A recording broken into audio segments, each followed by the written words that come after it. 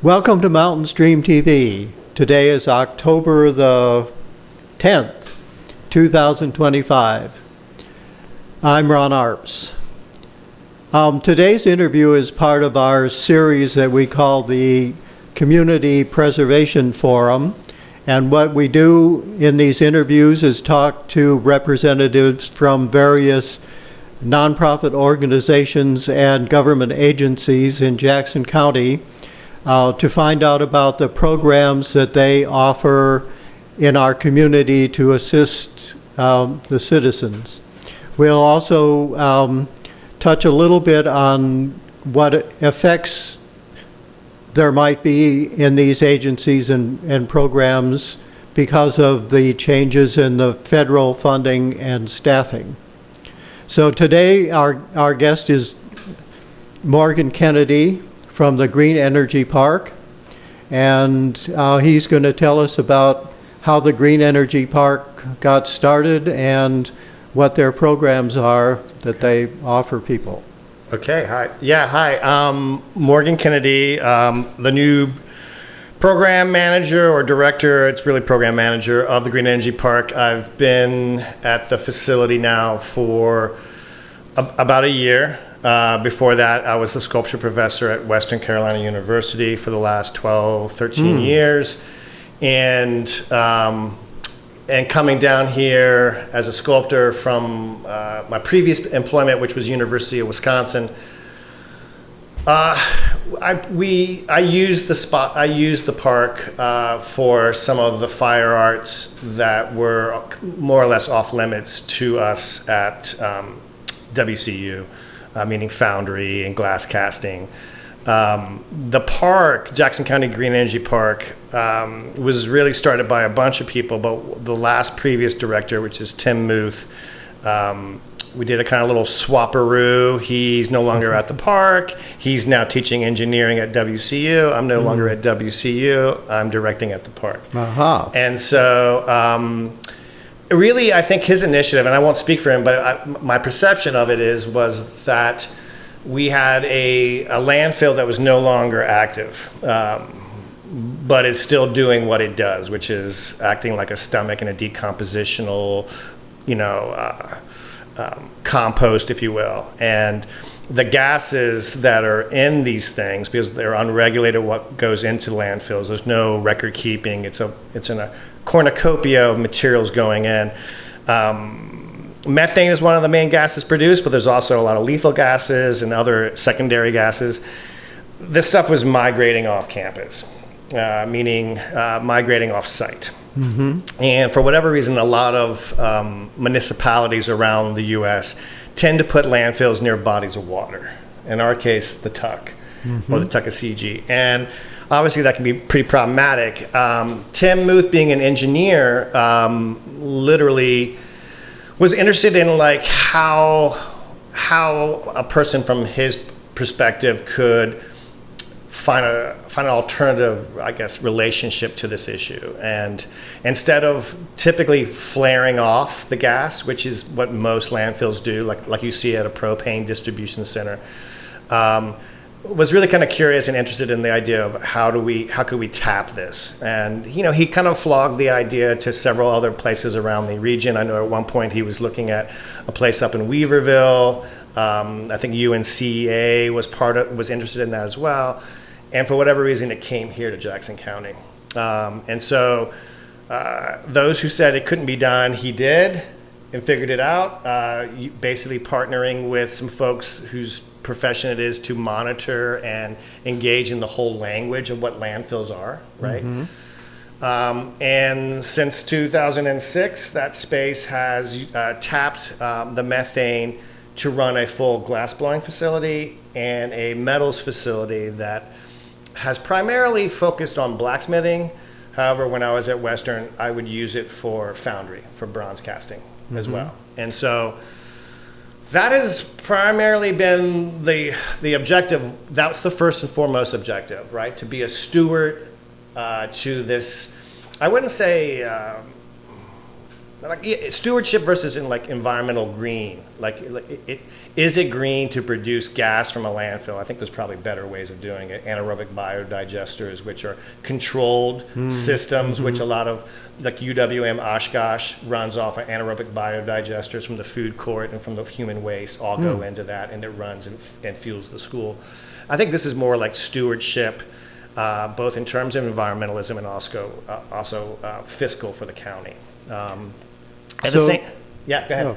So what he did was take this landfill that had been abandoned and installed some sort of wells and pipe structure to collect the gas, the methane, and then bring it over to the facility where it could be used Correct. in furnaces for blacksmithing. Yep. And okay. Yep. So there's wells throughout all landfills, and they install those for various reasons too. Like, and I'm not an official in this. My background is in the arts, and specifically sculpture. Right. But these wells are used to take readings, right? To understand if things are migrating. So the things that migrate off campus are going to be the gases and the leachates. Leachates are the liquids. Right, and so that go through the fissures, just like gas comes through the fissures. And so those leachates are monitored, those gases are monitored. The gases would go to a unit and be flared off. They've pressurized the system, added duct system to run it to the facility that we are. And we are essentially an old building that was where you would bring your trash, and a front end loader would scoop up your trash and put it up to the landfill. Right. And so this building end up being scrap, like a Frankenstein, scraps of other buildings put together to, I guess, make it somewhat enclosed. It's a bit of a mess in that it was never designed for all the things that we do there, and so it can be quite challenging to retrofit something that was designed for something else. So that's the core of it, was like, can we do this? There are other places in the world that use landfills and landfill gas production to run generators to power whatever they need. A lot of universities now are accepting landfills on their property in order to have these like 30 to 60-year-old generators of gas, right? We're the only one that does it for art. And so specifically glass blowing and I said the blacksmithing. So it's seen, I guess, serendipitous for Tim to run off of that and explore how this place can play a role as what I would call a maker space, a place where people can get access to studios, get access to tools and facilities, and since the gas is coming in free, at a like hard to beat price, right? And so, and then intertwined with that was this idea of small business incubation or economic development, in that folks that finished schools in the region, maybe they went to Charlotte, maybe they went to WCU or UNCA, or maybe they moved into the region to be closer to places like John C. Campbell and Penland, which are two other large arts and crafts, non-4-year academic learning hubs, to give them a base to work out of, right? And that certainly has happened. We have, our glass facility is, blacksmiths can typically get their own furnace and off propane tanks for barbecue units. You can run that in your backyard and not have to go far. With glass blowing, the holes in the furnaces make that more challenging. So we tend to have a pretty robust in-house selection of artists that are resident here in Jackson County. Many that come through seasonally, others that commute in from Asheville, Waynesville, or north of Asheville area. It can be anywhere from $55 to $65 an hour to blow glass in Asheville, and we're 32 to 25, right? And so, well worth the 45-minute commute for some of these folks to be based there. I'd say. We have quite a few artists that have learned. We have one artist, Cole Johnson, who started at the park when I started at Western in 2012, was one of my first students at Western. Has learned glass blowing by volunteering at the park, and here we are 13 years later, and he's a pretty hardcore master glass blower, and is often up in Corning assisting other professional artists, or going to Pilchuck and Haystack, which are these other places. Pilchuck is where Dale Chihuly's from, who's really renowned for his big, large glass sculptures, and so Cole is certainly in that echelon. We have another artist that was on the Netflix show, glass blowing show, that got a lot of popularity, as well as blacksmiths that were on the blacksmith version of that as well. And so the history of the park has really been that it's that how to tap this material, which plays an environmental role, and then how to like focus or to support the arts and the community. I come in as not an engineer, with the other side of the brain kind of perspective, and I used to critique, right? Because when you're making contemporary conceptual art, a lot of it is really it's not representational. Therefore, there's a lot of hidden information. So critique and ridicule and can be is hand in hand in our practice, and so we then tend to like employ that quite a bit in things that we do. And so for me, now that I'm in the park, my criticisms have been like, how do we bring better awareness of our existence, right? How do we expand or develop further in some kind of scope? The Green Energy Park, green flame with arrows in circle that remind you of a recycling symbol. I go onto Google and I might see like 40 people commenting in a Google reviews that we exist. And when we're near Airmont, when we're near Penland and John C. Campbell, right? One of the things that's always like a little bit different is arts and crafts are in their name, right? And so there's that front and center, this is what we do, right? And so the gas has a lifetime. And right now we're at 70%, which is unheard of. And so our monthly monitor, Eric, who comes out, is convinced there's a fissure of natural gas that's intermixing with that, because there's no way it should be producing that. So it's 70%. 70% volume, and he comes once a month and he's like, yep, we're at about 70. And that's, man, I tell you, and I'm like, okay, yeah, what is that? I mean, that's just how much pressure or how much it's producing. I'm not as fluid with all the language as some of my colleagues who've been at the park, who have focused in on that relationship. And I think it's really important. I think it's really great that we're doing that. We're at capacity. We run 2 glory holes. We have 3, which are the furnaces for blowing glass. Okay. And we have 3 blacksmith forges. And you really couldn't run the 3 forges in the 2 holes at the same time. There's just not enough pressure. There's not enough capacity.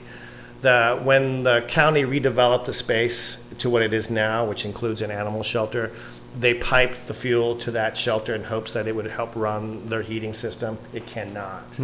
Because then if it did, then we wouldn't have any for us, right? So just think of it as in terms of like, it's a stomach that's producing this off gas, right? And there's a certain volume of it, right? And you have to work within that capacity. And so I think that, Tim was really interested in just focusing on those 2 disciplines, and that's where we would stay, and that the use of that particular gas. I come in, I see the name. I think the name is confusing for a lot of people. They think recycling, they think energy, right? But really, what's the core of what we're doing? And for me, I think the core value of what we're doing is a center for arts and crafts, that just happens to also have this other cool feather in its hat, which is some of what we do is running off of recapturing a byproduct of a faulty system, right? You know, Yeah. Europe doesn't do landfills; they do anaerobic biodigesters, right? So they can control what goes in them, right? And thus they last longer, and thus you don't have these bad things. And so, when I first got there a year ago, one of my main concerns is that humans tend to have it all figured out when they rarely do, and I'm not an engineer. But I'm going to pretend like I'm one, and one of the big fears that's part of our story today are PFAS, or forever chemicals. They call them forever chemicals because a lot of scientists say they can't be destroyed, and they're extremely cancer-causing, carcinogenic. Definitely. They are, and your repellent on your clothes. They're anti-grease on the box for your pizza. They're pervasive in all aspects of our life, and specifically in this country. And so, and there's not much regulation, and I know it's in that landfill because when plastic breaks down, it produces PFAS, right? And so, it was confirmed that like the leachates contain it. Right, and so the liquids contain it, and so again, it being close to aquifer, this is a bad idea, right? And so one of the things I was concerned about was, like, you know, when it's going into this furnace, and the furnace specifically in the glass shop is running at over 2,000 degrees, 2,000 to 2021, 2,200, and is it being destroyed, or is it being broken down into smaller bits? And are people like the artist I talked about earlier, Cole, who's been blowing there for 13 years, has he been subjecting himself to carcinogens for 13 years on a daily basis, right? Yeah. And I will say, you know, everyone has so many opinions about government, well, you know, and especially in the partisan kind of world we are today. But my bosses, when I approached them with this idea, I said, hey, you know, this is a concern of mine. The Germans have just created this airborne sampling tests that had just come out. They tend to be a little bit more environmentally stringent than we are. And I need something that can, one, be on the body and close proximity to their work environment to collect a sample of air, and then I need a whole room atmospheric collection. And as of January 25, they just came out with these new tests that were also ratified by our government as well for this purpose. And my bosses were cool with me doing it. That's great. Cost a bunch of money. I will say they were also a little scared because this would what happens if it's in there? And I said, well, I guess we'd be going to propane, you know, and natural gas, right? Because we're not going to continue using the gas if there's so many things in there. It's not pure methane. It's methane plus, right? And so there was this, you know, a fear, right? There's a fear associated with that. What if? And I said, well, your gut is telling you, my gut's telling me, the sensible human thing is to know. Right. You need to know. And so we did it. There's a Eurofins testing facility out of Knoxville that ran this. And like I said, the first facility of its kind, running off this type of gas, the first to do this kind of testing, came back negative. It's being destroyed. Great. And so when we go to hopefully one day install ceramic kilns which run at a lower temperature, we would have to retest because that's a different condition, right? And so that was reassuring, and so we moved on from there. And so over the course of the last year, it's really just that was the first wheel that I wanted to change, and then just really addressing the place, the space, bringing things up to date, changing the space, revamping it, aesthetically changing it so it's like exciting to be there. I will say that like my focus has changed a little bit. I see us as really four things that we do. The environmental stewardship of this gas, this landfill, which saves the county money, and the makerspace accessibility. is important, and certainly at a what I call an Appalachian as heck price point, right? Unlike John C. Campbell and Penland, which are quite expensive for classes and stuff. Like, how do we? And they don't even allow you to rent the labs. You can only take a class. I really want to. We do community engagements where we have portable units for glass blowing, portable units for blacksmithing, and we go to support demonstrations for K through community college, schools, alternative nonprofit organizations in the region, and then also profit. And really, I'd say the park has been operating in a way that since I've been there, my focus has been a little bit on wanting to fiscally change some of the fiscal approaches that we have, basically cover our costs and get more money back so that we can continue doing what we do. That's always a good thing. Nonprofit covers its costs. I would say we're not nonprofit, and so we do this community engagement, and now we have a range of things that we do where certain municipalities or four-year universities that have capital can obtain our services for at really half the cost of any competitor in the region. It covers our costs and allows our artists to get paid and the staff to get paid. And then the second one is a lower fee for nonprofits and art organizations.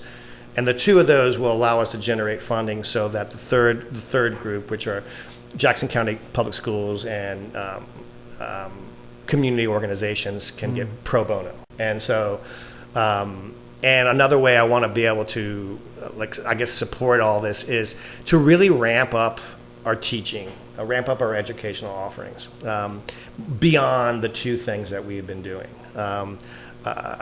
Next week, propane comes in, and I have propane as well as natural gas. The gas that comes from the landfill, and that will allow us to supplement when the pressure's not there. There are also other uses of propane that sometimes the landfill gas is really corrosive and will really destroy the equipment. Right, because it's not pure methane; it's got other stuff in it. I'm also interested in rethinking what people are attracted to by the park as we are sustainability because we reuse this gas. That is super cool. It's not the most important form of sustainability that I see that I want to focus in on. For me, that most important sustainability aspect is the support, preservation, and the teaching of regional arts and crafts, right? Whether you're a 11th generation Appalachian, or if you have just come here from Florida and now you're a Flora-Latchin, right? Or you're from southern Mexico, Oaxaca, and you're now a Oaxaca-Latchin, right? You've come here for the romanticism of the region, the landscape. Some of that romanticism is these perceptions of arts and crafts, from pottery and fibers, woodworking, etc. Glass has certainly become a huge part of that, as spruce pine in the region is definitely a major glass facility. Spruce pine is also the #1 source for clear quartz crystals, which are used for your electronics, right? Yeah. And so it's also where a lot of glass production is being made for supplies in the East Coast. And through the Burnsville, Penland, and Nashville area, you will see that with shops up and blowing glass. And so I can say as of Tuesday, we are now the Dillsboro Creative Arts Center. And so the Dillsboro Creative Arts Center, and this is the first time I'm saying this to anyone outside, the Dillsboro Creative Arts Center has been a year of processing. It tells you where we are. It tells you what we do. And then it tells you that we're this center. The Green Energy Park is not going away. The Green Energy Park, through my way of thinking and my way of selling it to my bosses and the commissioners, which just approved it on Tuesday at a meeting at 11 o'clock at night, was to keep the park. It's an important, for those who know it, it's an important name. The landfill precedes all other activities that were there. And The road is the Green Energy Park. The landfill is the Green Energy Park. The Green Energy Park will be the Jackson County Green Energy Park. It will be our campus. And it will be what is, and as a whole, is a Jackson County run, funded, and operated facility. Within that will be the dog park, the dart park, the human walking trail, the SCR, which is the recycling center, the animal shelter, and the DCAC, or otherwise known as the Dillsburg Creative Arts Center. I'm doing this for a couple different ways. One, it's going to we recycled the flame. The park, it's still there. It's telling a lot of people that come across us, they come across us by dropping their bottles off and not knowing what we are, right? And so I really want to change that understanding and really promote that, and I think it really starts with the name. It will also allow us potentially to do a couple of different things, which I'm kind of excited by, and which is by creating the DCAC within the fabric of the Jackson County Green Energy Park campus. It will allow the staff potentially to be Jackson County or GEP employees, Green Energy Park employees, and for the DCAC to potentially go nonprofit, and or have a hybrid nonprofit status, right? So, which is important for what? It's important for operational costs. It's important for development. We've had ceramics equipment enough to run a facility in shipping containers for 15 years. Ceramics equipment. In order to create an entire ceramic department, we have that equipment. Several kilns. We can, and we have some. We need to get wheels, but we have the equipment to basically establish a ceramic component. It had always been part of the wishes of Tim and the previous director, and it just never facilitated. Oh, I had the idea that was an ongoing part. Never. Oh, okay. We have outdoor wood fire kilns, an anagama and a salt kiln. They operate off wood. The anagama, like 5 cords of wood for a 1 week, 5-day continuous 24-hour watching burn. It's not really sustainable. Yeah, I'd say. Yeah, but in some ways it's reprocessing wood that's been processed by the county, right? That's been felled from storms and for whatever reason. So there is some aspect of closed system to it. And however, even though it's not this super celebrated, like energy efficient way of doing things, it's immensely part of a historical and traditional approach, which is a rarity today. Most universities won't operate these kinds of kilns. They won't have open flame and this kind of stuff on campus, just like they didn't have a foundry at Western. It's never going to happen, right? The liability and the cost and the fears are too high. So, we have ceramics in that consortiums or groups of schools and artists in the region. Like we often have a group that is a compilation of Clemson, Catawba Community College, and some other schools. They all get together as ceramicists and they come over and they do a wood fire.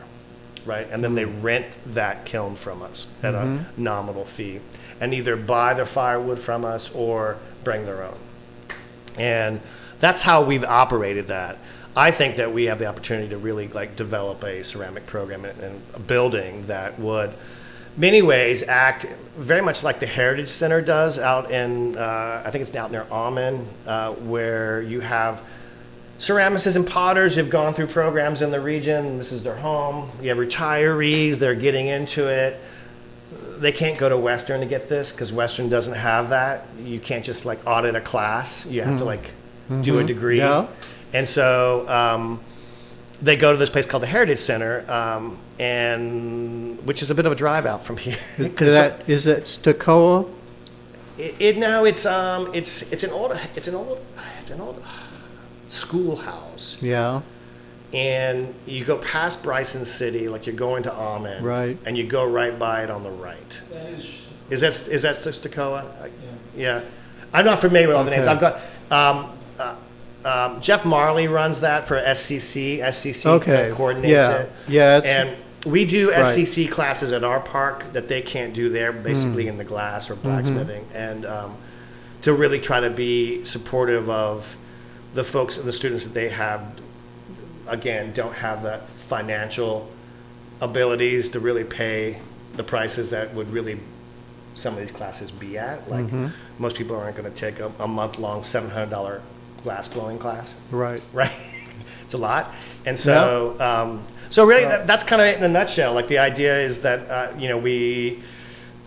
I've got this new name, the pliability of exploring a nonprofit, really want to ramp up our identity through advertising and billboards, make educational classes predominant.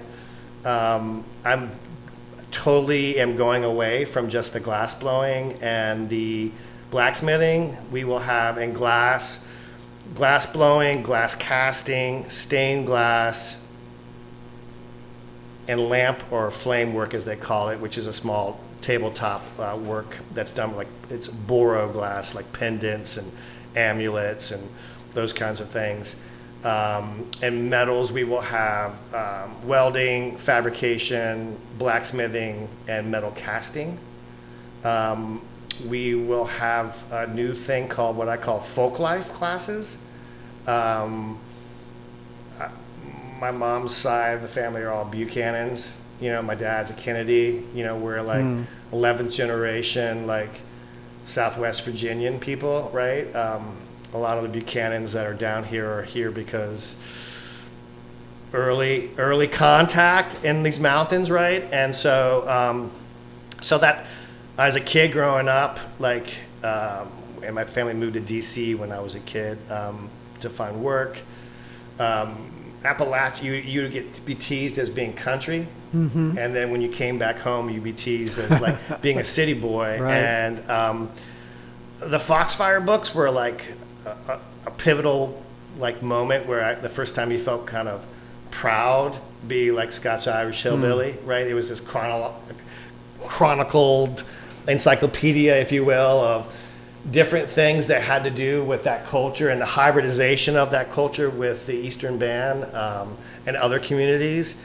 And so for me, that's kind of what I'm interested in doing. This folk life series could be like, you know, grandma lye soap and jewelweed lye soap and basketry and fibers and bark baskets when we peel off the poplar in early springtime, right? Which is really centered here, really, like especially with Bark Clad, which is a company in Waynesville area that skins bark for siding. Yeah, right? I've seen that. And that siding's predominantly used up in the Cashers area for like rich, wealthy homes, right? Its roots are Cherokee longhouses. That's what the Cherokee made their houses out of, right? And so, and now it's going all around the world for like posh siding, you know? So that's kind of the goal. Amazing. I mean, I have a local artist, Rebecca Queen, who's started doing some jewel weed classes. I would say about a year ago when Helene came through, it devastated a lot of the artists in our region, both in terms of spaces where they can show. Their resources went away, like one of our major clay warehouses is gone. One of our major boro or lamp working glass suppliers in Asheville, gone. And they're not necessarily gone like forever, they're just not here. They're back in their hubs of Florida or Oregon, and with shipping no longer part of a favorable world for an artist, right? And so I created this thing called the Dillsboro Makers Market. And originally it was set up to be arts and crafts, like is normal for markets around here. And then I started getting these interesting people, like this one fellow that's based out of Bryson City for our first market, and he makes like these Arduino suitcases for kids to learn about electronics. And I was just like, this is so cool. Like, people in Milwaukee would totally love this, right? You know, like little kids learning about synthesizers and learning about, you know, resistors and all that. And so I realized right away that it needed to just not necessarily be arts and crafts, but just really a place for people who make in our region to have a place to be able to sell what they have in this region to our people of our region, to make a little dosh, make a little money, and support Dillsboro. Mm-hmm. Dillsboro lost the train. Dillsboro lost the Pottery Festival, which is now in Sylva, right, at Bridge Park. So we still have Color Fest, we still have these festivals, but a lot of that artist-centric understanding of Dillsboro kind of has waned. And so I very much got with Tim Paris and Debbie Coffey, who, you know, helped run that town in terms of like mayorship and the town clerk, and wanted to create this like monthly market as a way of like just getting people to Dillsboro. Not that I have anything against Sylva, mm-hmm. But Sylva's not our town, right? Right. We're a different town, and so that's that. We just finished our season, so we've been there for a year. That turned out really, really well. It's been a good market. People come. It's a nominal fee. I serve beans and rice and free coffee to all my vendors. So they're taking care, again, a very Appalachian approach, right? And what's been great is like some of those vendors now are my educators at the park. Mm-hmm. So they're offering classes. I meet them through this process where I make no money in these markets. It's really just a lot of energy for the community.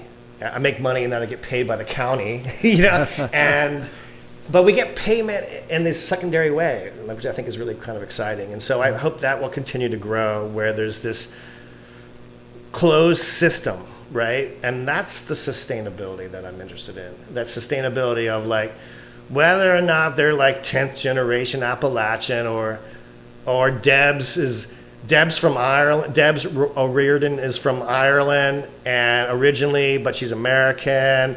But she's got an Irish passport, and she's here I think she's from Florida, you know, so she's a Florilachian now. This is her home, right? Mm-hmm. And she's doing this like new like silver clay. It's like clay, but it like when you heat it, it turns to silver, 99.9% silver. It was this interesting, amazing. It's super cool. Like it was like Toyota, I think, created it as a way of having this like synthetic polymer with powdered metals that could then be heated in a controlled environment in order to make automotive parts. And they just swapped out the like aluminum alloy for silver.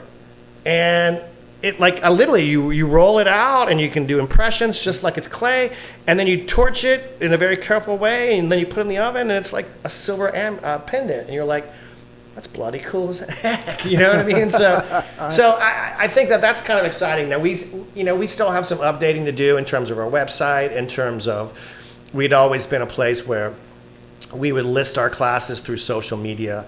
You would be interested, you would call up, you would pay and register for the class via the phone. And so we'll always have that for folks that might, be towards the old school ways of doing things. But now that we've kind of making this big push, that the goal is to also like change that, where we have our website shows the calendar of classes coming in the foreshadowing future. You can click on that class, register, pay online, if you will, and come in and take a class. My goals with the classes are, where I think and it's a bit of a shift, whereas Tim saw economic development as providing this low-cost place where the artists are able to make their works, sell their works. That can still happen, but my thoughts are it's an opportunity where if I have, let's say, a lamp working class, and we have 6 slots per class, and I do like four sessions in one day, which is really like a 10 to 4 o'clock day, at $60 a student. We do a 50-50 split with our artist. Our artist walks away with $750. I walk away with $750, which is unheard of when I ran the sculpture program as the associate professor of sculpture there and other places. Adjuncts don't make anything. Adjuncts are your part-time employees. They're often the people that graduated from that program or another program close by. Now they've got their MFA. I want to go teach, right? And they end up becoming adjuncts or part-time staff for a while. Maybe $9 an hour is what they end up getting, right? And with no benefits. So like, I think Western pays like $3,000 for an adjunct for a 15-week, twice a week meeting time, 6 hours a week, plus another probably 6 hours outside of class preparing. So when you break it all down, like, what?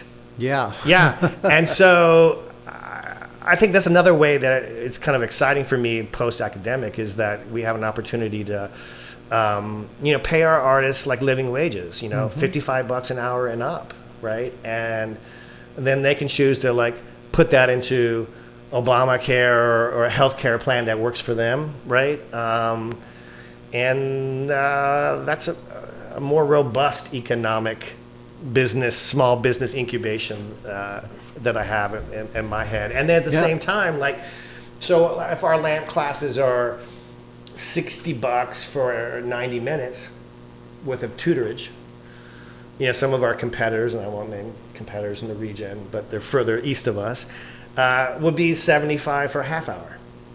So if glass blowing is double the price and to get access to the lab elsewhere, our classes are also half the price, right? And so, but they're done in a way that, again, is that Appalachian accessibility, and at the same time covers our costs and feeds our artists. And so, so I'm excited by that. Yeah, boy, you're covering a lot of bases there. Yeah, and when I presented that to our commissioners on Tuesday at a late night session, because it ran over, they had a lot of folks that are passionate about sharing their opinions about the county, and that was my first time ever going to one of these. Afterwards, I presented what the park's doing and the name change, and that was really exciting news. And so my goal is to like explore the nonprofit thing, expand our classes, try to really develop that and get that like streamlined where it's really efficient. Another thing I'm kind of interested in is that I thought was intriguing is that, our commissioners have supported this program for a long time, for 15 years. They have.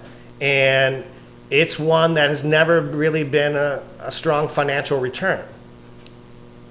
And what I want to say about that I thought was intriguing is that here you have folks that are always talking about financial, responsibility, right? And these folks have been supportive of the arts for over 15 years, right? And I think that's something to celebrate. It's not supported in K through 12 too much. The art programs are usually pretty small. I mean, I know Smokey has a wood shop, which is really rare to have something that could be such a massive liability for the students there. Like, whereas I grew up in Virginia, and I remember making a birdhouse in like third grade back in the 70s, right? And so all of that's gone, and it's computer labs or 3D printing labs, right? Yeah, and I don't know how I would have got through college without a wood shop to work in. I mean, there's always risks. There's risks just picking up a hammer and learning how to hammer. But my kids have always known how to use power tools and chainsaws and equipment since they were young. And so, and now, my son's going to Trinity College in Dublin, and like he's been traveling on his own since he was 17.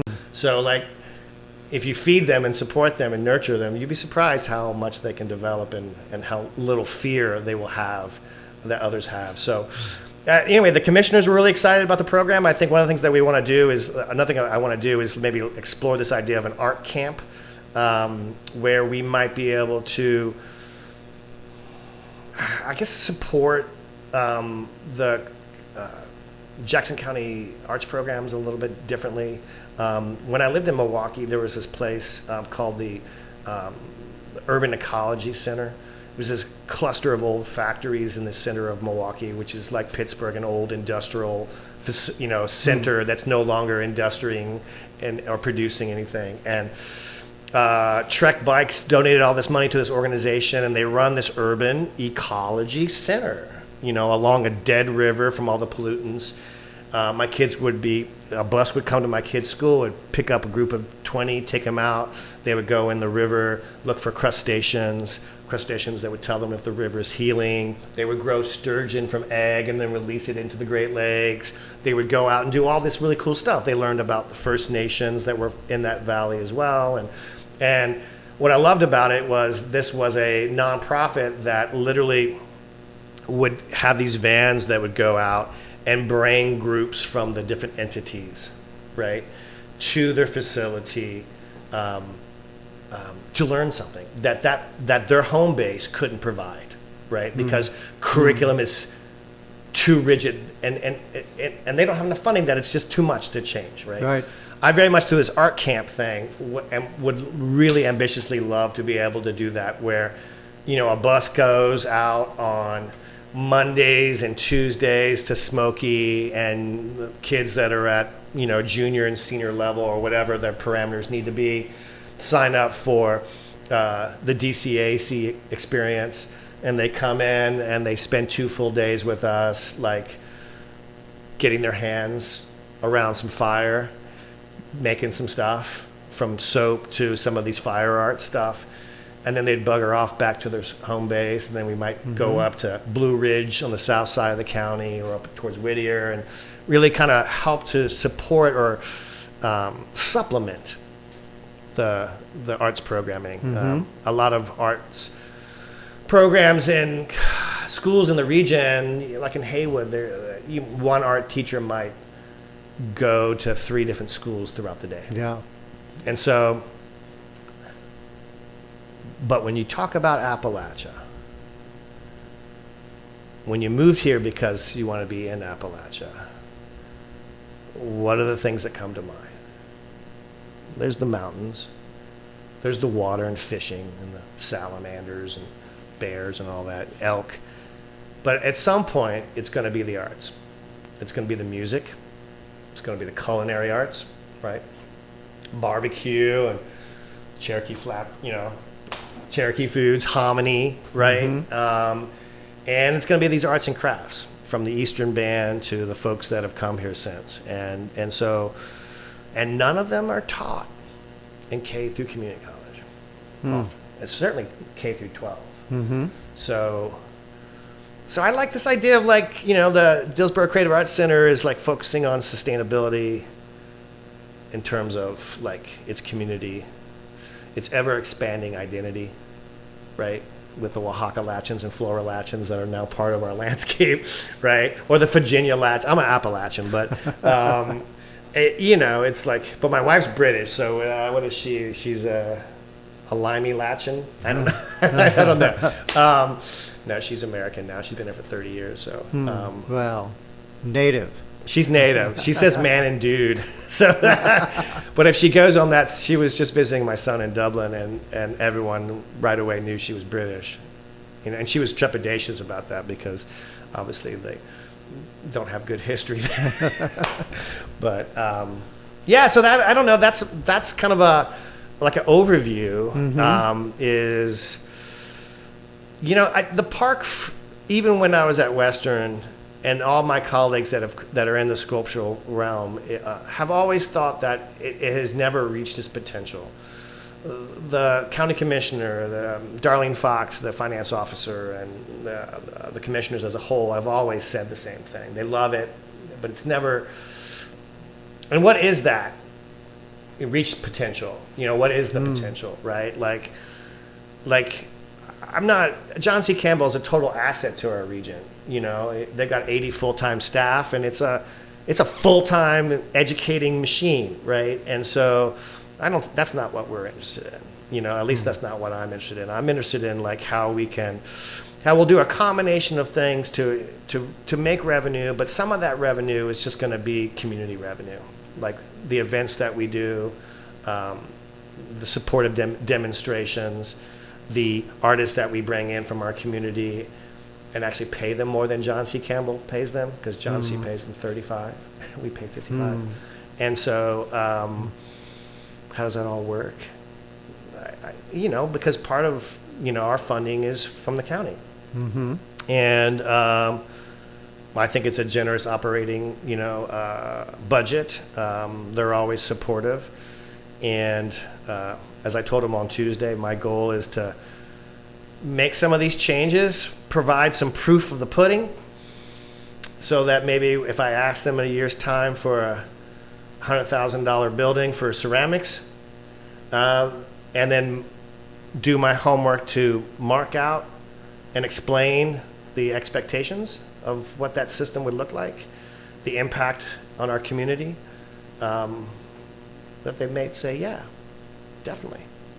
They built the pool, and the pool is a great success. Yes.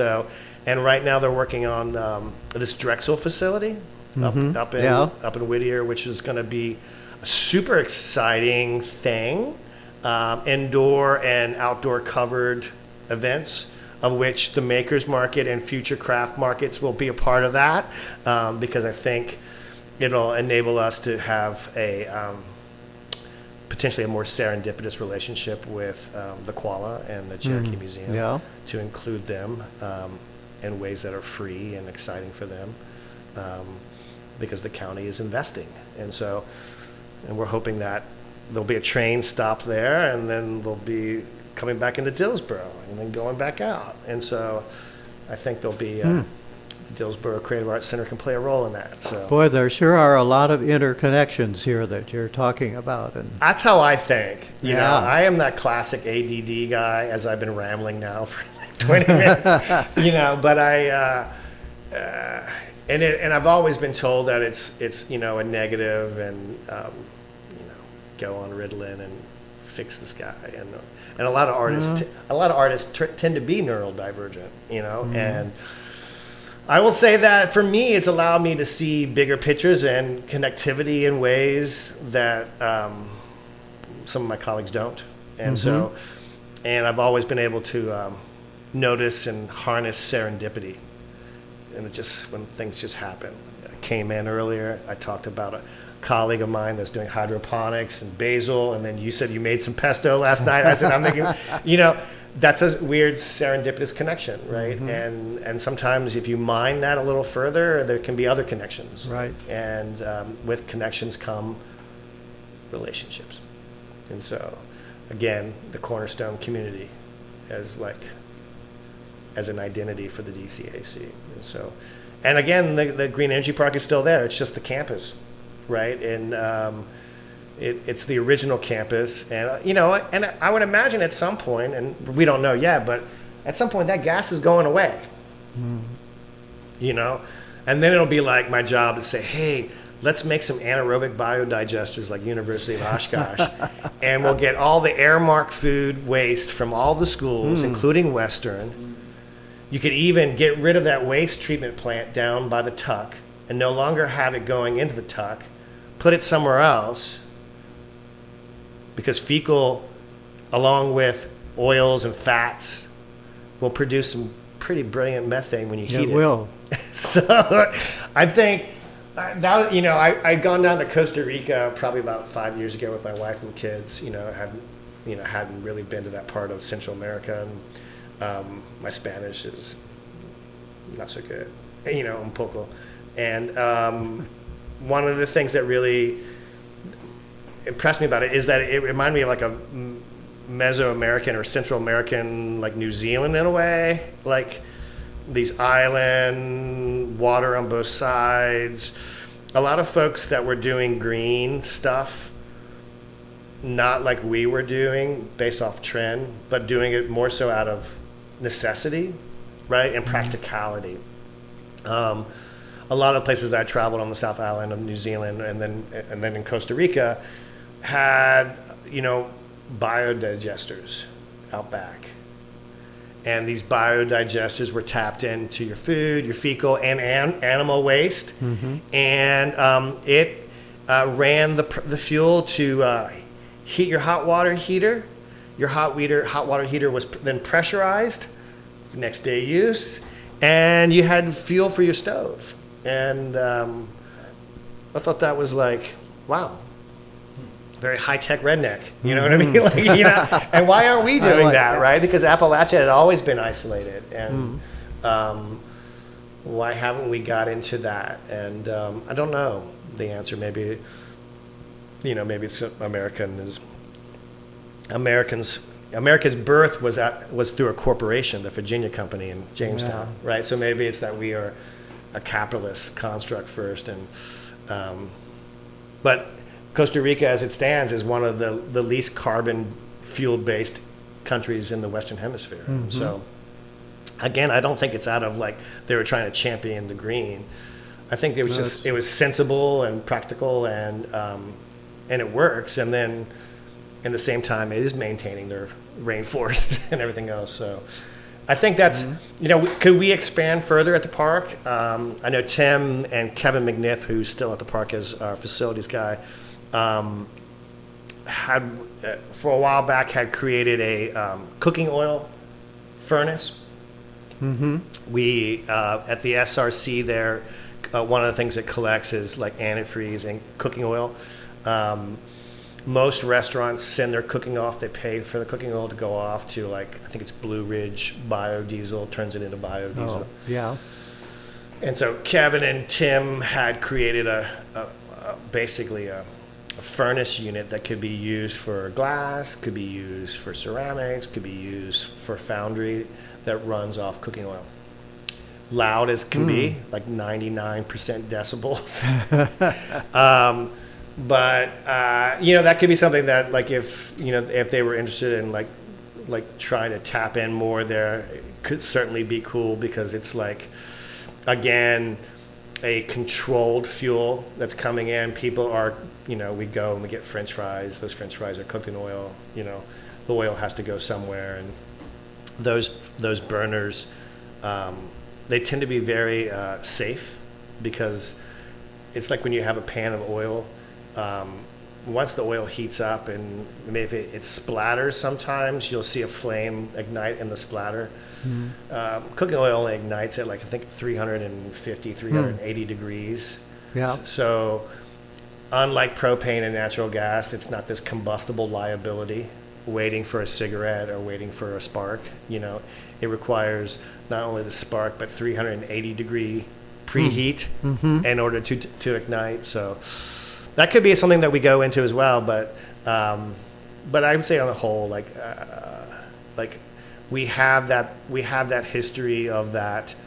Now I'd like to make the history of, like, really focusing on that community and the education and the bonding of regional arts and crafts, and doing so in a way that's, like, still at our accessible price point. Do you have any other what questions do you have for me? I know I've been rambling. I think you've given us a lot to think about. Yeah. And I think your vision is amazing. Yeah. And I'm looking forward to seeing it all develop. That's the thing, right? You know, it's I feel that you got to have the ideas, and if you get, I don't know, I feel if you get 6 out of the 10, you've done great. You know, if you get like 3 or 4, and then the other ones are still in progress, you know, it's like, it's having goals. You know, they're important to have, and along the way, as we talked about serendipity, things evolve and change as well, right? And so, one of the things exciting that's about the artists coming from the maker space, or the artists that are already here in the region, is like, they can and do play a role in what the breadth of this place can be, right? Like, how do I come in and bring ideas and make it, and do so in a way that, you know, if I bugger off and move to Italy, or bugger off and move to Costa Rica, become like a banana farmer or something, like, it's really not about me. You know, it's about my time there, and I enjoyed that.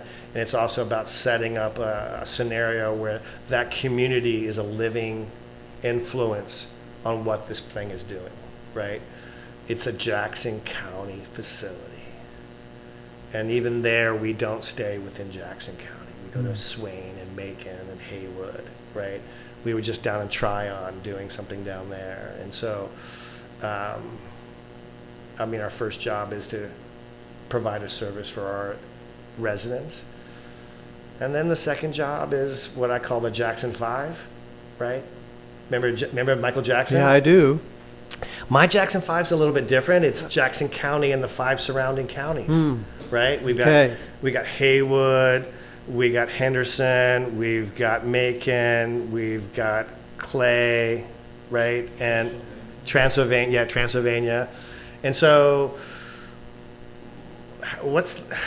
the line's blurred often between identity of one versus the other. Oh, that's for sure. You know what I mean? Like, I remember when my kids finished Summit Charter School in Caches, and they were looking to go what school they were going to go to. We could come down to Smoky. Caches was creating a high school. They could stay at Summit. They could go to Highlands, right, and apply as a Jackson County resident to go to a Macon County high school, or they could go to Raven Gap, where all the posh kids go down the valley, right? And we toured them all, and our kids went to Highlands, at least for a short while, and then they transferred to the North Carolina School of Math and Science in Durham, and so which has been great, right? We have the #1 high school in the country in our state. Yep. And for my sure. daughter represented our county, and now she's at her first year at Chapel Hill, full ride, because graduates get full ride. So put your kids there. And if you don't want them to be too far, they have a Morganton branch now, right? And so it is an amazing asset that focuses on STEM research, or Right. I say STEAM because they all have a great art program too. And they live and work and eat there all off the taxpaying dollars. And Yep. so, Yep. My daughter did that many years ago. yeah. So I know. It's an experience for them. It's a pretty. It is. And I have not been to really. I mean, I know that Georgia has. I think it's called the Hope program, where if you graduate from school and you did really well, you can go to their in-state university for free if you provide a GPA at this amount. But I think really those schools really what they did was just provide our kids the ability to become organized, right? In a way that's not like too overwhelming, that's somewhat supportive, right? Because they have all their peers, right? And Yeah. to be exposed to people that are smart buggers, at least smarter than them, right? And so Yeah. it's like my son just started at Trinity College, and he did his first year at Western, and was really just, a 4.4 GPA after the first year. And he speaks fluent German because he graduated a year early, and we sent him to Germany for his senior year, so he speaks fluent German now. And I called him last week, and I said, "How's Trinity?" And he goes, "Serious." And I go, "What do you mean?" He goes, "I don't feel worthy to be here. There's some really smart people here." And I go, "Yeah, you do. And if that little voice is messing with you, just prove it wrong or tell it to shut up. But you deserve to be there. You submitted the essays, you got in, and now you're amongst people that are like super, super smart, or at least smarter than maybe you thought you were getting elsewhere. And take advantage of that, because that catalyzes you. So, and that's what's great about the park as well. I mean, that's the serendipities. Like, we have these glass-blowing artists. We have these artists that have been in the practice for really a surplus of 13, 15 years or so. They're getting all this international visibility. Like Robert, who's one of our artists who's based there, just left to go to Zurich for a session. Maybe he'll come back, maybe he won't. And then we have folks that are just starting. Just started yesterday. Someone came out and is like starting like her practice particularly in the glass arts, right? And so when you have that, wow, how did you make that? So far away from your understanding. The chasm is so deep. It's like, but it's that so far that sometimes propels you. Like, God, how did you? Like, you said woodworking, right? How do you like? Sometimes you get these like wood turners. They're making these bowls, and like, how did you get that hollowed? It's that wow factor. And for a lot of us, it inspires us to dig in deeper. Right. And Can you talk briefly, please, about the funding, the current funding for the energy? like in what way? Like What are the sources of funding right now for the So- nuclear park, and how may they be impacted by pending budget cuts on the federal level? we primarily have always operated off county funds. We are a county facility. We get an annual budget. We are part of what they call Jackson County Public Works. We fall underneath Public Works because it was a Public Works facility at one point. So my boss is Chad Parker, who's in charge of Public Works and amongst other departments. And we get an allocated budget annually.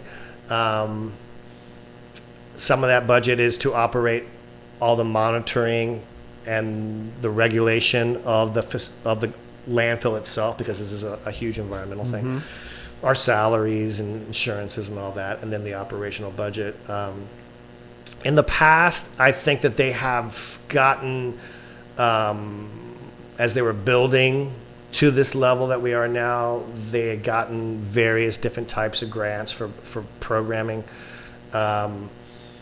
My big focus, just being there for that year, for this first year, has been, like as I said before, change the name, rebrand, build from that, right? I'm not gonna start trying to like solicit funds from nonprofit organizations, which we are limited on because we are not a nonprofit. We are a small government, so we don't have the same range of funds available to us. But I certainly did not want to start pursuing them when I feel like the system needs like a reboot, a recharge, a redefine, right? And a re-coming together and analyzation. Like sometimes when you've been operating so long in the same way, like if you don't go out of your comfort zone and look it from the outside, it's hard to see what's working, what's not working. And so we did, we are administering, as of this year, the North Carolina grassroots funding for the county that had been previously managed by the Jackson County Arts Council on the other side of this building. And I think for financial reasons or some kind of issue, there was like a discrepancy in rules. They needed to have an organization that had greater or matching annual budget to deliver the budget available. And we are taking that on for the next 2 years. So this is where organizations can apply to you Right. for a grant to pursue Yep. some Yep. artistic. Yep. We Endeavor. are concluding that now. We had an application. It fell into our lap on like August. It was supposed to start in July.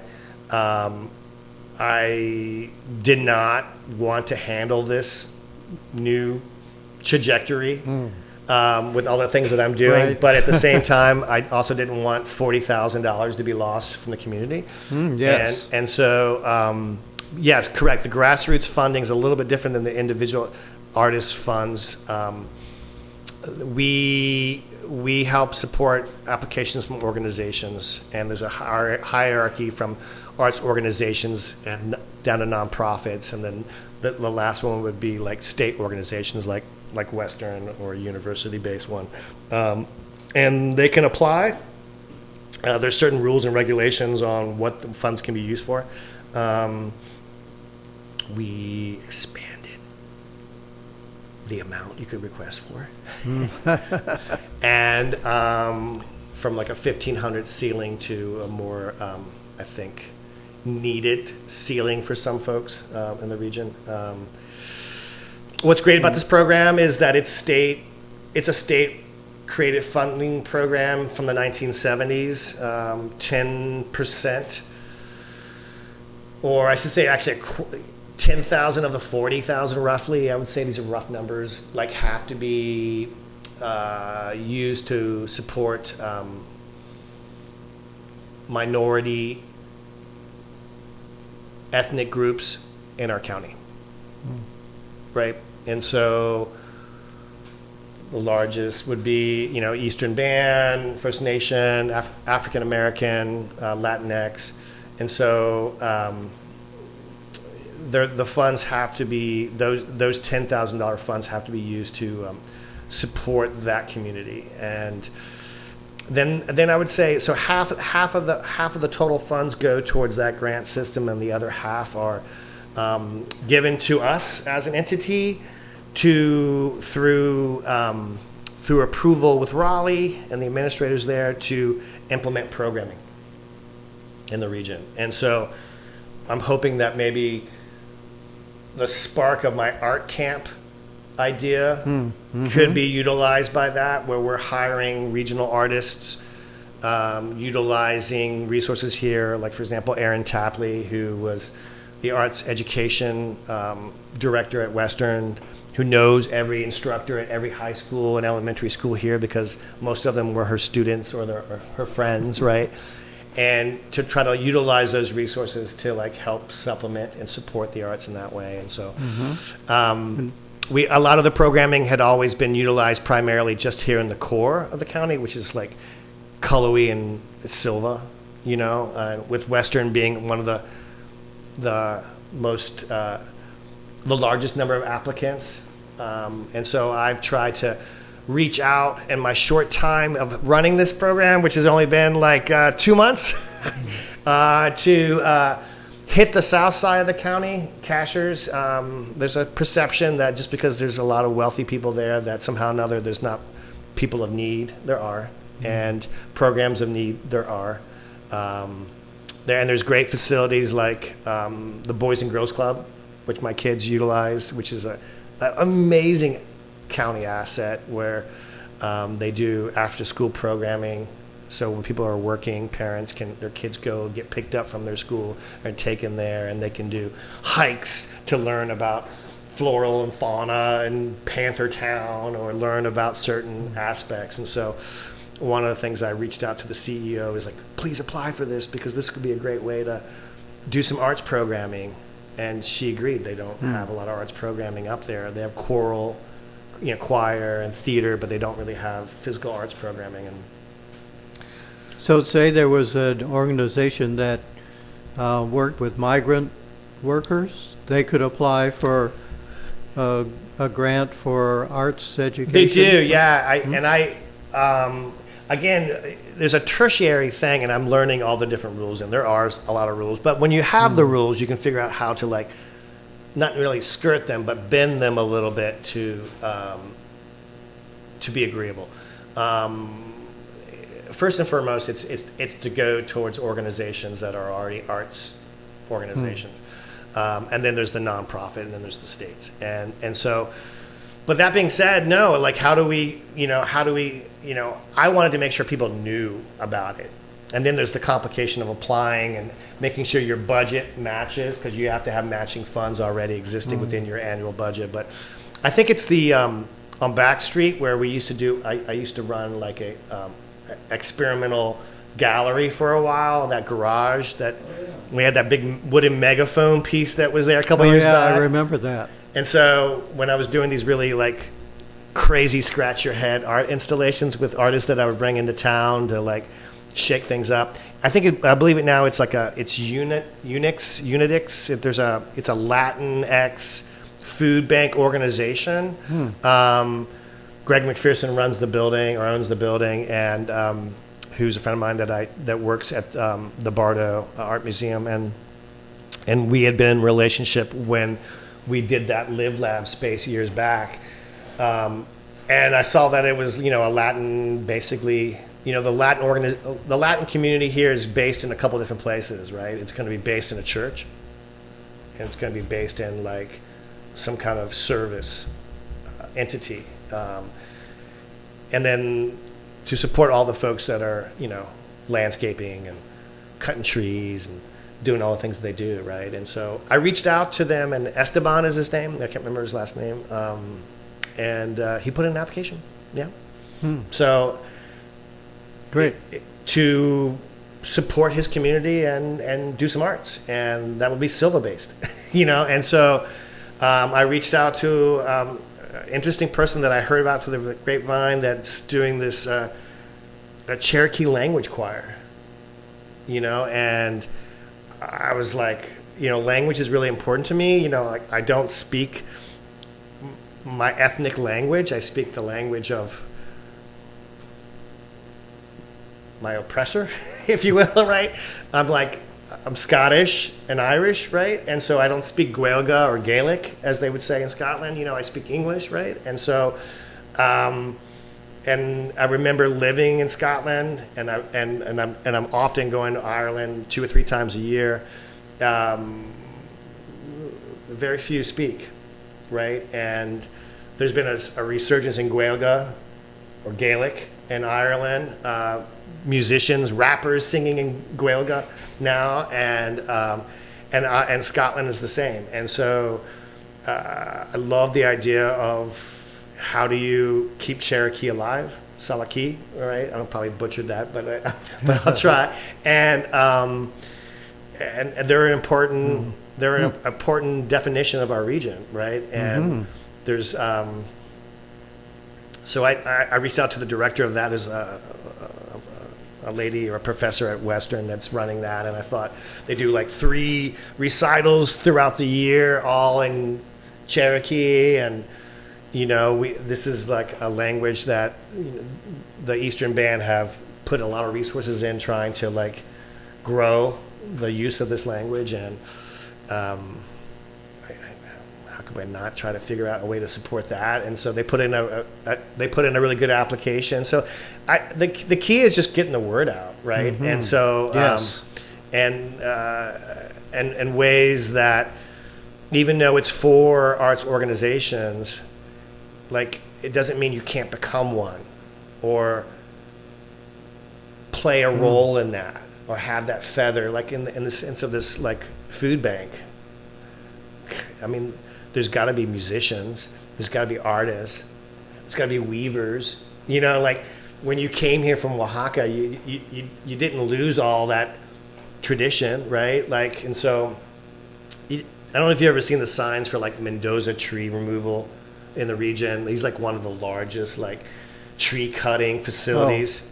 It's like Mendoza, right? And so I live up on Yellow Mountain on the plateau, right? And so with massive white pine trees that dwarf anything down here because we get so much rain up there. And I remember I had all these trees. We're in the forest, like the Ewoks, with all these massive trees over our house. And I called a service through, one of my colleagues at Western, and it happened to be Mendoza. And at the time, this was like pre-COVID, I was spending a lot of time going down to the Yucatan a lot, spending, a good month each year and like amongst the Maya, who are pretty unique people, right? Have this amazing culture and history and legacy. And anyway, so I had Mendoza come over, and he's from Oaxaca. He's indigenous. He's as indigenous as the Cherokee. He's not Mayan. I don't remember what his, they speak a different linguistic family, but he speaks his language first and Spanish second.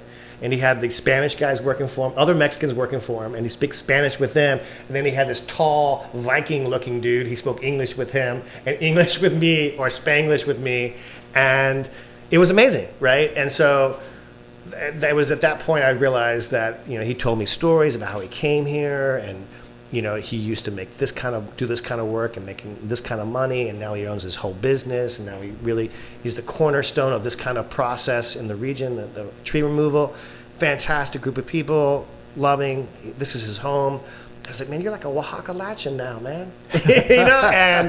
And he just laughed, and again, it's like, yeah, he's a First Nation. His people are indigenous to the Americas, right? And so it just happens to be central, but that's where we got corn. And isn't corn part of our vocabulary here today? Yeah, I think it is. So. Definitely. So yeah, I mean, a lot of it comes from the county. Getting back to the budget thing, and now that we're making this transition, my goal or my conversation, and that's just that, it's a conversation. Like maybe not everyone above me in the county organization, or my bosses, I call them, right? Which is like, Chad, the county manager and finance officer and the commissioners. Not everyone might be excited about a nonprofit. When you do a nonprofit, you have a committee, you have a board, you lose control, right? And like I said the other night, I said, we lost control when we tested for PFAS. We were afraid. We were afraid that we had exposed, we'd have liability. We were afraid we would lose this identity associated with the gas. Fear was all around that, for sure. But you supported me, and we did the test, and it came back positive. Sometimes it won't come back positive. Sometimes there'll be challenges, right? And so, but with those committees, you kind of want friction. It's called democracy. Yeah, I think so. Yeah, And so, where you have the pessimist, you're going to have the optimist. Where you have the conservative, you're going to have the more liberal. When you traditionalist versus the iconoclast, And so it will allow us potentially to offset the taxpayers' influence, and then still have employees paid through the Green Energy Park, and then potentially be able to hire different staff that just operate the DCAC, and then get those funds. The question, or the issue that was kind of suggested, is like, aside from that, are funding resources drying up? Yes, 100%. We know that. I know that. We all know that. And so, currently, right now, with the government shutdown, there's nothing open for business, right? And so, and that's, certainly the NEA grant, and the NEA grant is one that is like really, really great for us here, because NEA grants often will go to support stuff near national parks, and we are by one of the most popular national parks. And so those things are on the radar. I think we have enough to do what we need to do. We just got a serendipitous boost from the state through this grassroots program. And, I guess the third thing to think about too is we have partners. We're not alone. It's like, I believe NPR lost funding, right? And I had done a project with, when we were doing that megaphone piece, an organization that I created called the Live Lab at Western, where we partnered with Eastern Band and Foxfire. NPR was there, and at Appalachian Women's Museum, we were doing a project about Appalachian women, of the wood belt, as we called it, because this is the wood belt, and I'm from the coal belt. They came for wood, they came from coal, they came for coal. Ultimately, they all come for something. And there's a lot of funds in that. The Z. Smith Reynolds grant is still available. It supports diversity in the state. That was a fund that we had done for them. We don't have a lot of diversity in terms of like you would have for the Triangle region, but we have a masculine dominant society in terms of history, and I wanted to be able to support like Mabel Buchanan, who got me off to school every day, my grandma, who's now is my daughter's name because she was such a cool grandma. Like all these like women folk that really were the glue of Appalachian life, making the biscuits, constant work day. So I think those funds are still going to be there, but the partners are there. The Eastern Band is a great supporter of their community, and they're very generous outside. The Bascom Center for Visual Arts in Highlands, a lot of the people that work there were ex-students of mine or friends of mine. A great tool and resource in the region. The schools, Western, of course. other art organizations like NC Glass Center, Penland, Aramont, John C. Campbell. These are all, we're not competitors. We're just like different spices in the same cabinet. You know, and sometimes we go That's a well. good analogy. Sometimes we go well together in a dish, and sometimes you just don't mix those things. And so,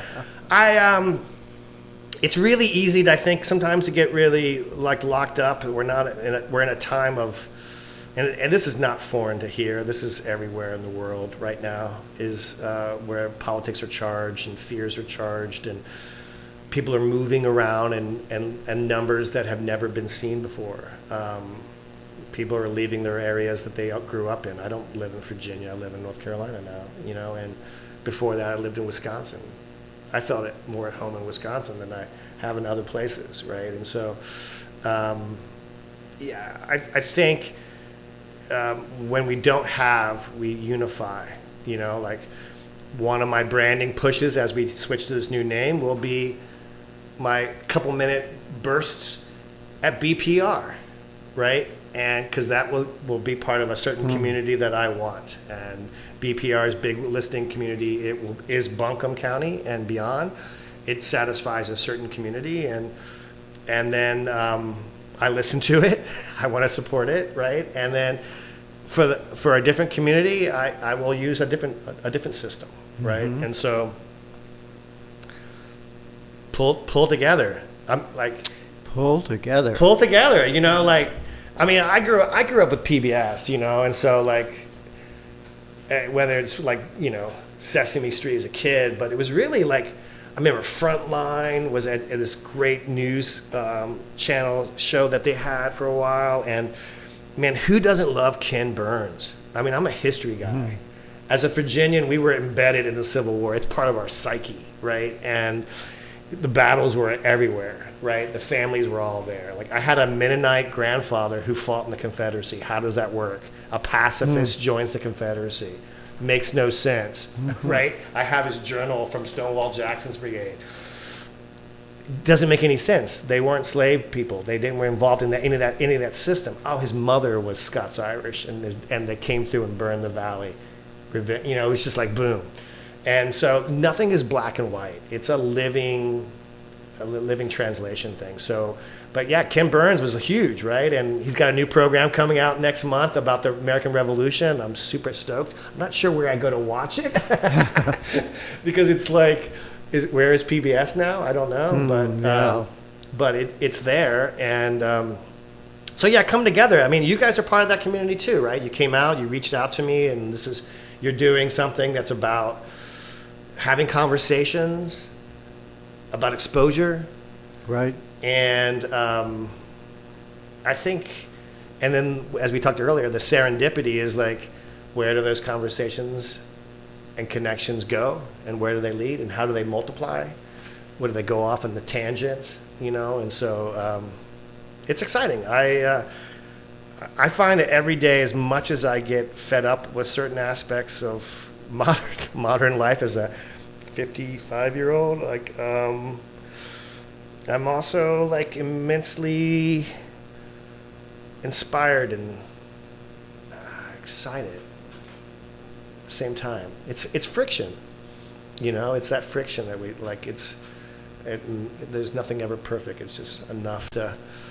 Like the day when I was talking to you earlier, like when I found out one of our glass artists comes in with like, I swear to God, like these massive boxes of basil, and he's telling me he's an urban farmer in Waynesville, and I'm like, and him and his wife are from the Czech Republic or Czechia, really? I think it's called now, Czechia, and I'm like, I was like, man, Joseph, I had no idea you were like an organic farmer, and he's like, I thought you were just like a really good, amazing glass artist. He goes, well, actually, I was a carpenter for 30 years, you know, and you know, it's just so exciting, right? Mm-hmm. And so what brought him to leave the Czech Republic like 25 years ago and come to America, and now he's a basil farmer in Waynesville, you know, and blowing glass at the park. You know, that's super exciting. And I had just given him like 5-pound bag of garlic. And he goes, your garlic was amazing. I go, I guess I'm making pesto tonight, right? So, I don't know. It's that you know, a really good friend of mine always said, like, if you hang out with, if you surround yourself with the negativity all the time and dwell on it, and you surround yourself with negative people, then it will ultimately make you such. If you feed and nurture the positivity, surround yourself with people who are trying to solve the problem, not complain about the problem, then it will nurture that as well. And I like that. I like that too. Yeah. Thank you so much. You're This welcome. has been an amazing. I'm sorry I talked so much. Oh no, Yeah. that's great. I, I certainly have been inspired by it all today. Scott's Irish, and I kissed the Blarney Stone twice. The gift of the gab. Yeah, so. So, how can people find out more about Yeah, so you? right now we are currently Jackson County Green Energy Park still, right? Uh-huh. That transition is happening this month. We are. Go to the Jackson County website. Yep, it's Jackson. It's Jackson jcgep.org. Oh, okay, you which have is your the own. initials of Jackson County Green Energy Park. You can go to social media, just play between the two, JCGEP or Jackson County Green Energy Park. And just the regular Jackson County government website has you listed yeah, in the departments. if you go to the Jackson County website, you might get convoluted in all the different departments. You'd have to fish a little bit. So just think about, the Green Energy Park or Jackson County Green Energy Park. Do a Google search. It'll get you. It'll give you a map of where we are. It'll give you images of where we are. It'll give you our website. It'll link you to our Instagram, our Facebook. Mm-hmm. Those things will be changing. We're working on a massive mural on the front of the building. One of my students from the Live Lab and from the School of Art and Design from Western Carolina University, Amanda Clark, she is working on a 18 by 250 foot new mural in the front. And that's in the works right now, where I'm helping her a little bit to get it done before the frost. And then we'll have the new logo, Dillsboro Creative Arts Center. And then those names will change, but really the links and the websites will all kind of feed each other. If you go to our website, it won't necessarily list all our classes now. It's really like a November thing that I'm trying to line up. But our social media, our Instagram and Facebook, list our flyers that we have. We typically have first Saturday classes, so we have one coming up for November 1st, glass blowing and silver clay, sometimes soap, and knife making, and then folks can, until we make that full transition, there'll be a little choppiness. We've secured all the domain names already, so we're good, but there'll be a transition. So it'll hopefully be done in a way that we never lose the links of the past name. We've just added a little more subdivision of the new name, and and that's it. Like, come out and see us. We're just past the town of Dillsboro on 107. Go past the Huddle House there at the intersection of 441 and 107, where the Jarrett House is. Go another like mile down the road, take a right, and it's where you go to take your recycling at the SRC, and you'll Take your recycling too. Take your recycling and come and recycle with us. Mm-hmm. All right. Some energy. So thanks, guys. Great. I really appreciate your time, or having me here. So Well, thank you very much. all right.